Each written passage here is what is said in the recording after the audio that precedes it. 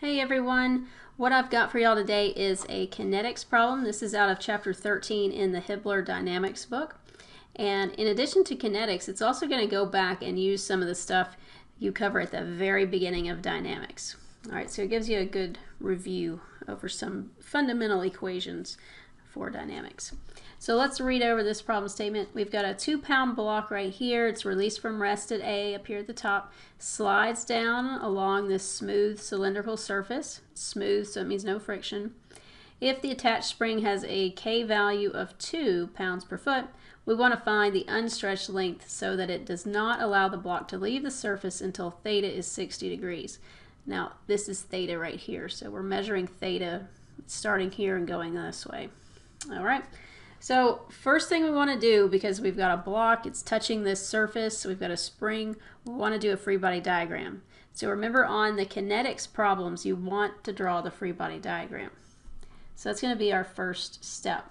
And I'm going to go ahead and draw the diagram over here in this position because 60 degrees is over on this right side. All right.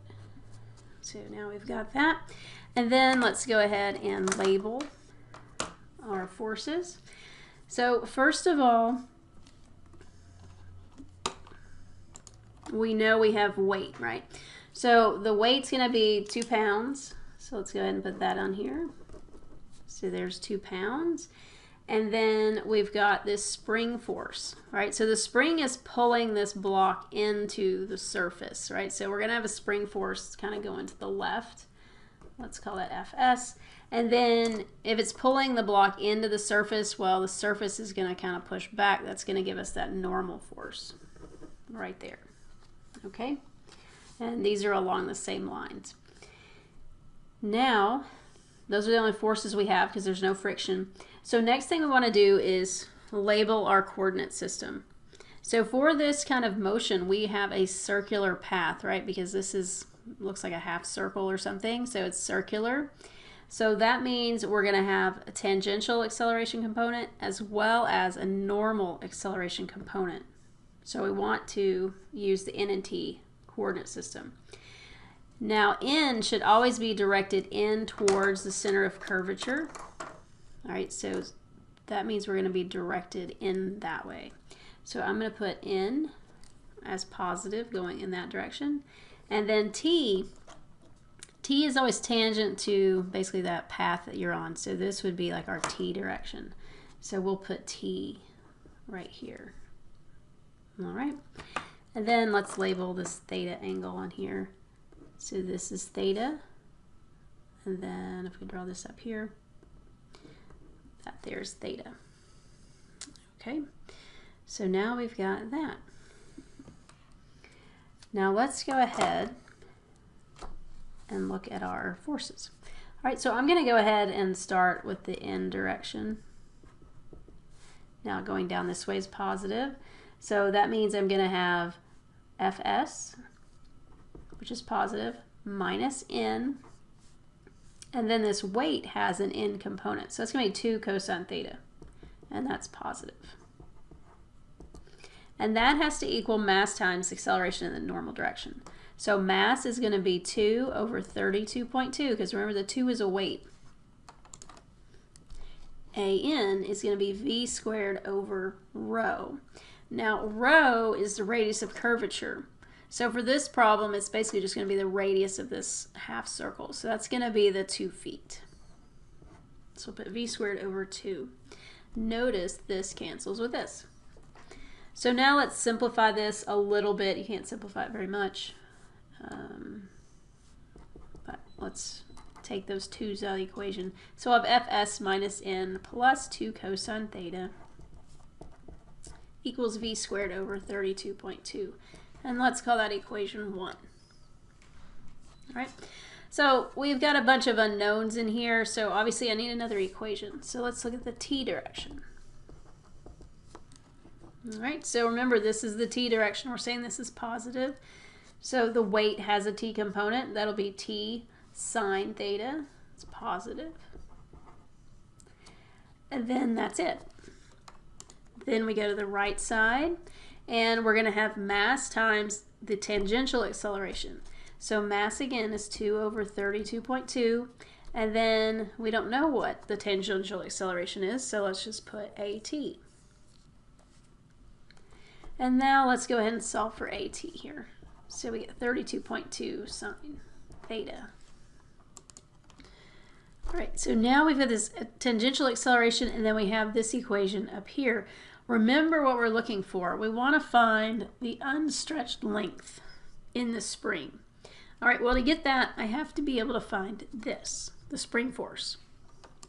And I cannot find that spring force without v squared and n. So I need to work on finding those. So let's work on finding v first, okay? Notice we have tangential acceleration, and it's a function of theta. Well, if y'all remember the beginning of dynamics, we introduced this equation here, right? So v dv equals a ds. This a right here is going to always be for the tangential component of acceleration. So if you look, I've got at. It's a function of theta.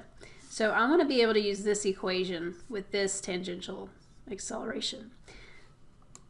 And I can do that by basically using the arc length. So I could say that ds equals 2, which is the radius, times d theta. So if y'all remember, arc length is usually s equals r theta.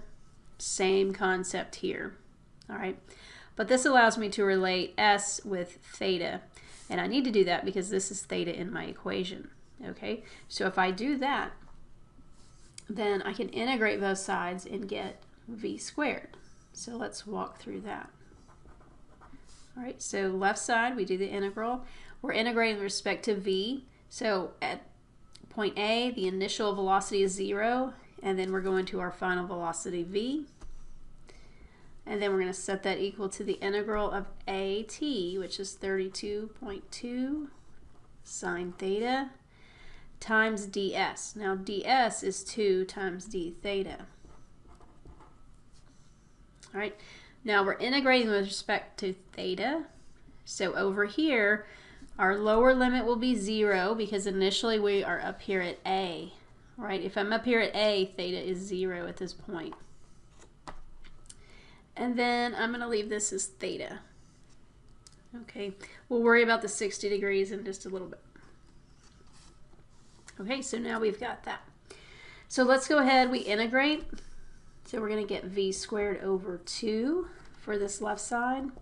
And then the right side, we're going to get negative 64.4 cosine theta. And then we evaluate as 0 in theta. All right, now this part right here people mess up on because it's just something people don't think about. This right side, when we plug in our limits, we're going to get negative 64.4 cosine theta minus negative 64.4 cosine 0. Now cosine 0 goes to what?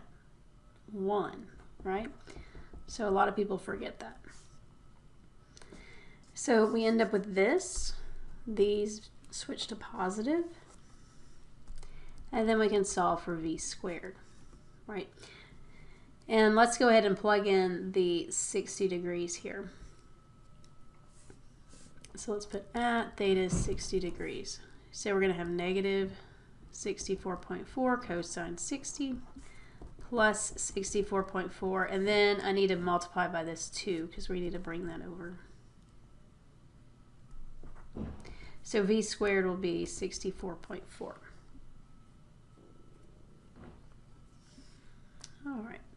And I'm not going to find just v because I need v squared. If y'all look in equation 1, it's already v squared. So I don't need to worry about doing the square root here. Okay, so let's go back to equation 1.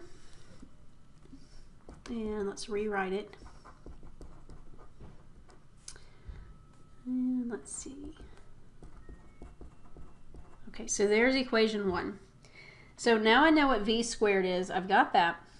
And remember what we're looking for is this fs.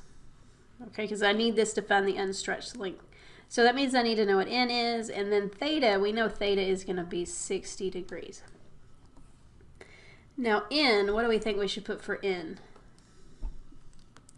Well, let's think about what the problem said, right? So it said that the block doesn't leave the surface until theta is 60 degrees. So when this theta here is 60 degrees, this block leaves the surface. So if it leaves the surface, it's not touching the surface. So that means there is no normal force. So this equals 0 at theta equals 60 degrees. Okay, because it's left the surface. They're no longer touching. And then that will leave us with Fs equal to 1 pound. All right, so that's what you will get when you plug in your numbers here. Actually, let me rewrite all this. So we get plus 2 cosine 60, and then that's going to equal 64.4 over 32.2. All right, so if you do this, in the end you get Fs equals 1 pound. Okay, now what do I do with this? I want the unstretched length. Well, we have a K value, right? We have that spring constant, and I know that Fs equals K times S. So we're going to use this equation to help us get our unstretched length. So that means we're going to have 1 pound equals K, so 2 pounds per foot, times S. So S is 0.5 feet. But now, is this the unstretched length? No, it is not. Remember, this S here is always the stretch or compression in the spring. It is not the length of the spring. So that means 0.5 feet will equal the final length minus the initial length. Okay? So the initial length is what we want. That's the unstretched length. So with that, we can put 0.5, and then the final length, that's just going to be the length of this spring right here at 60 degrees. So the radius of this circular shape is 2 feet. So L will be 2 feet. And then we subtract that unstretched length, L naught. So L naught then is 1.5 feet. And that would be our unstretched length. All right, so hopefully that one made sense. So it uses some new stuff, some kinetic stuff, and then it also uses kinematics. The important thing to notice on this problem, because I've given this problem for a test before, sometimes students forget you have normal and tangential accelerations on here because we've got that circular motion. So remember, if we got circular motion, you have to pay attention to your normal acceleration. Very important. All right.